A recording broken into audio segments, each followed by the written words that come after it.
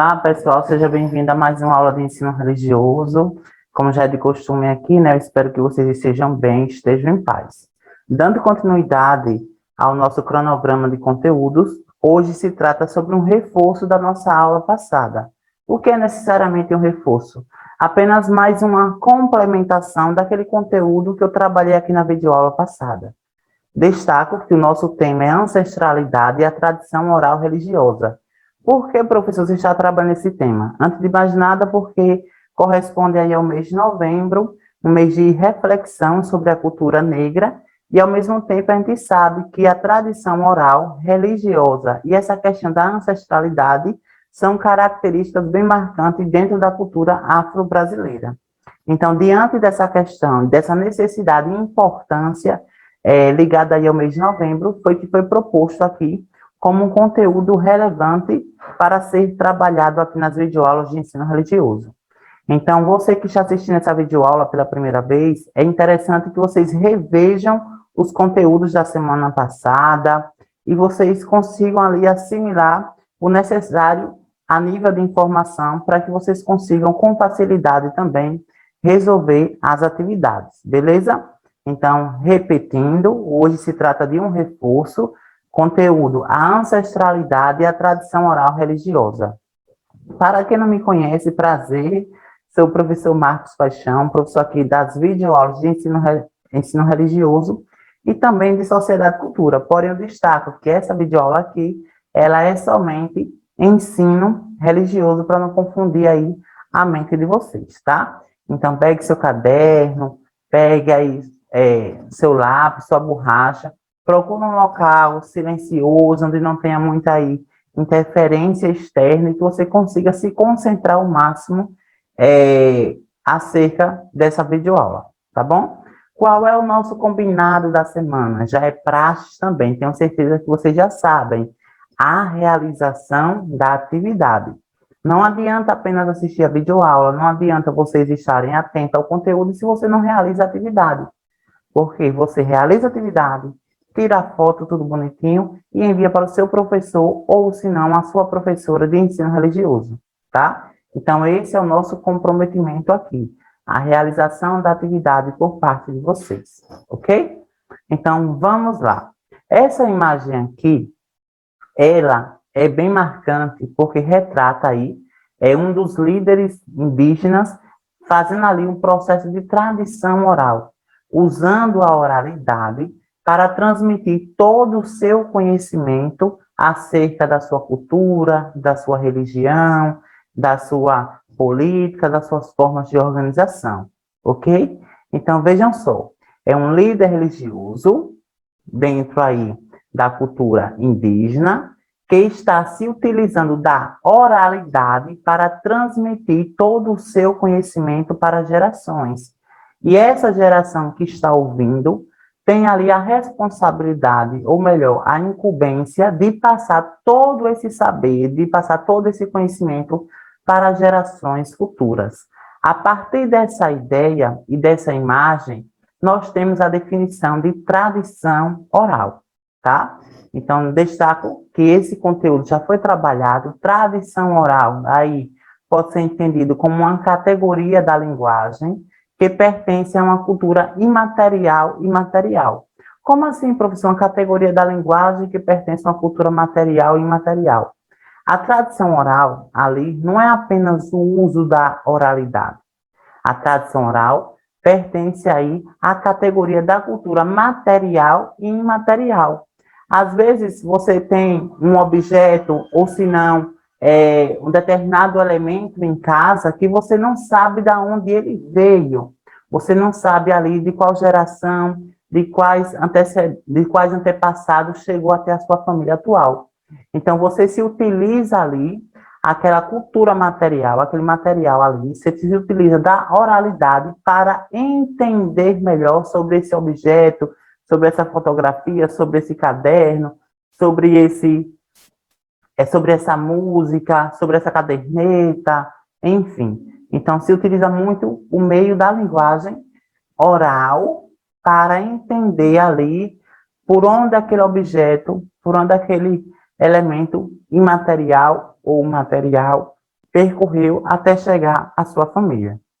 Então, vejam só, é uma condição primitiva da fala, da qual todas as formas de conhecimento e saberes são repassadas pela linguagem continuadamente, como histórias, o que pode ser transmitido por meio dessa tradição oral, por meio da oralidade, pode ser contos, provérbios, mitos, danças, cânticos, rituais, dentre outras expressões que envolvem aí a sociabilidade e rituais, entre outras expressões de um determinado grupo. São saberes que, após transmitidos, passa aí, na verdade, né, a ser conservados e exclusivamente pela oralidade. Quando se fala de oralidade, não se encaixa aí questão de escrita, um sistema de escrita, porque a oralidade é a fala, né? É basicamente aí um sistema de características, mas de característica a qual a fala é a principal base, tá? Então, oralidade é diferente de escrita. O sistema de escrita necessita de outros elementos. Já a oralidade não. A oralidade é basicamente a fala, as lembranças, as memórias que estão armazenadas durante toda a sua história, né, que foi passada para você e vai ser aí transmitido de geração em geração, ok? Então, nós temos aqui a primeira característica da tradição oral. Agora, a partir daqui, eu vou apresentar para vocês 3 pontos cruciais ainda dentro da tradição oral religiosa. Quem são aí, dentro das diversas culturas, das religiões, que salvaguarda, que guardam esses saberes, e essas pessoas ali têm a responsabilidade de passar aquele saber adiante, naquele conhecimento, aquele ensinamento adiante. Então, quem são esses agentes da oralidade? Observem bem aqui, se atentem, tá? Dentro das culturas orais, podemos destacar a figura de um operador fundamental para a manutenção desse sistema, é o contador de história. Então, dentro dos agentes, quem são esses personagens da história aí, que tem aí, basicamente, a importância de guardar o ensinamento que foi passado para aquela pessoa enquanto criança e automaticamente de passar adiante aquele ensinamento para as próximas gerações.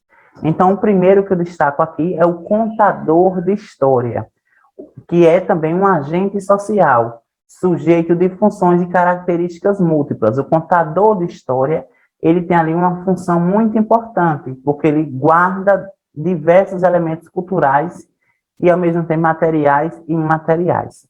Então, veja só, o contador de história é uma figura ancestral presente no imaginário de inúmeras culturas. Este indivíduo era e ainda é imprescindível para a formação dos futuros adultos, uma vez que dele são transmitidos os conhecimentos e todas as explicações sobre as coisas e a realidade do mundo. Então, vocês imaginem aí uma sociedade onde não tem um sistema de escrita, ou seja, onde não tem a escrita de forma definida. Imagine aí uma sociedade onde não tem uma estrutura aí a nível de tecnologia para armazenar conhecimentos e saberes dos nossos antepassados. Então, diante dessa sociedade, dessas diversas realidades hoje que cercam o mundo, o principal canal para guardar essa história é a oralidade. E dentro da oralidade, quem é esse personagem importante? O contador de história, tá? Então, por exemplo, a gente sabe que a África é um continente, não esqueçam disso. Às vezes, alguns acabam confundindo a África como um país. Não, a África é um continente. E dentro do continente africano, possui ali diversos países, inclusive é maior do que a própria América, é maior do que a Europa. Então, diante disso, dentro da cultura africana, já que diante da ausência de tecnologia em determinados locais, né, para armazenar os saberes, eles utilizam muito o contador de história. Então, o contador de história está ali circulando por diversos pontos da localidade, contando diversas histórias e fatos dos seus antepassados, tá? Então, veja só essa imagem aí, retrata justamente isso. Uma mulher africana contando os seus saberes, todo o ensinamento, toda a sua experiência para a geração futura, que é justamente as crianças. Automaticamente, quando essas crianças crescerem, elas irão passar o seu saber que aprendeu com essa senhora para a geração, para outra geração. E assim vai ocorrendo a questão da ancestralidade, um saber de lá do passado que vai sendo transmitido aí por meio da oralidade e se faz presente em diversas gerações, ok? Pronto. Qual é o outro segundo agente da oralidade? Os griots. Eu vou pegar essa expressão, os griots, como um elemento importante lá da região africana, sobretudo a África Antiga. Então, certamente, o seu professor, a sua professora de história, trabalhou aí com vocês os reinos africanos, né? Mali, Gana, Songhai, Yorubá, pronto. Dentro desses reinos, sobretudo do reino Mali, existia ali os griots. Quem eram os griots? Os griots eram contadores de história que percorria todo o império contando, narrando, por meio de poemas, por meio de música, por meio de expressões, determinados fatos que marcavam o reino. Então, ele saía de um ponto A, contava um determinado fato por meio de poema. Depois ia para um ponto B do reino, contava outro fato. E assim ele ia conhecendo diversas pessoas. Então, os griots eram mensageiros, eram contadores de histórias, sobretudo dos reinos africanos. E que aí essa cultura permanece até nos dias atuais. Então, os griots, a palavra griots tem origem na tradição oral africana, utilizada para designar mestres portadores de saberes dessa cultura. Os griots são aqueles que há séculos preservam e transmitem as histórias de seu povo, fazendo assim a manutenção de sua identidade. Tradicionalmente, os griots contavam as histórias de seu povo na forma de poemas, canções, porém, com o passar do tempo, diante das transformações das sociedades africanas, as narrativas foram sendo alteradas, conforme as realidades, as novas expressões do mundo contemporâneo, ok? Então, ele surgiu lá no contexto passado, mas que sofreu uma certa interferência. Esses personagens chamados de griots sofreram uma certa interferência devido às transformações do mundo contemporâneo, tá? Bom, outro agente da oralidade é chamado, claro que a gente conhece, né? Sobretudo agora voltado aí para a cultura americana, que são os pajés, ok? Oralidade na cultura brasileira, o pajé. Professor, como assim o pajé? A gente sabe que o pajé é uma figura que está ali dentro da cultura indígena. Então, vejam só o que é um pajé e qual é o papel dele em relação à tradição oral religiosa. Outra figura fortemente associada ao contador de histórias dentro da sociedade brasileira tem um caráter tribal. É o pajé, um ancião indígena, sob a lua, conta histórias a seu povo. Ao redor da figueira, ela constrói o imaginário das pessoas enquanto as cantas enfeitiça com suas histórias tão antigas quanto o tempo. Este agente cultural oral é muito comum nas comunidades indígenas da América do Sul, especialmente no Brasil. Vale destacar que, além de serem contadores de histórias, os pajés também são tidos como portadores dos poderes ocultos e, portanto, conduzem os variados rituais mágicos presentes na religiosidade indígena. Então, aqui a gente tem a definição de pajé, né, como uma pessoa ali que tem um certo poder e influência sobre o seu determinado grupo, sobre o grupo que te representa.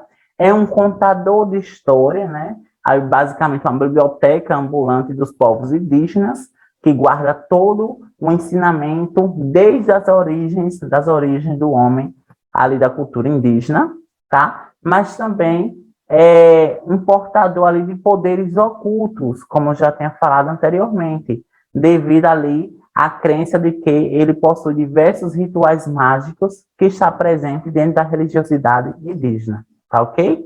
Então, nós temos aí a figura do pajé. Esses foram os 3 agentes que é de conhecimento e ao mesmo tempo que são os de destaque quando se fala de oralidade, não esqueça, oralidade e tradição oral religiosa, que está ligado de forma direta e indireta com a ideia de ancestralidade, tá? Vocês lembram que eu pedi para vocês para construir uma árvore genealógica, que vocês voltassem aí, fossem buscar seu pai, sua mãe, perguntar seu pai, sua mãe, seu avô, sua avó, ou se não, pessoas que acompanhou todo o crescimento de sua família, sobre a sua própria família, né? Quem é seu avô, quem é sua avó, quem é seu bisavô, sua bisavó? Pronto. Muito bem. Não esqueçam de tirar foto da árvore e enviar para o seu professor ou sua professora, tá? E a atividade dessa semana, pessoal, ela é simples, ela não é difícil a atividade dessa semana. Veja só, agora faça a atividade da semana. Qual a importância dos contadores de histórias dentro das tradições orais religiosas? Expliquei para vocês o que era contadores de história. Quem são os griots? A qual sociedade eles pertencem? Dentro do campo social brasileiro, onde podemos identificar comunidades de tradição oral? No Brasil, me diga aí um portador, ou se não, uma determinada característica da tradição oral no Brasil. Quem é o pajé? E qual a função social do pajé nas aldeias indígenas? Vai dizer o que é um pajé, quem é, e o que é que ele faz, qual é a sua função. Quinto, além das contações de histórias, quais são as outras funções do pajé nas tribos indígenas? Qual a importância da oralidade para a preservação da tradição oral religiosa? Porque a tradição oral, ela é importante para preservar a tradição das questões religiosas. Entende? Então, por favor, não esqueçam de fazer atividade. Como eu sempre falo, é um prazer imenso estar aqui com vocês, compartilhando um pouco do meu conhecimento. Espero que vocês estejam conseguindo absorver o máximo possível de informações. Eu estou aqui à disposição de vocês para tirar dúvida. Não deixe de deixar o seu comentário aqui abaixo, o seu nome, a escola onde você estuda, o povoado onde você mora e o que você está achando da aula, tá? E, ao mesmo tempo, encerrar a aula de hoje com essa seguinte mensagem: e que nossa vida seja repleta daquilo que nos faz bem. Fique em paz, fique bem, e eu espero vocês na próxima aula. Valeu, uma excelente semana.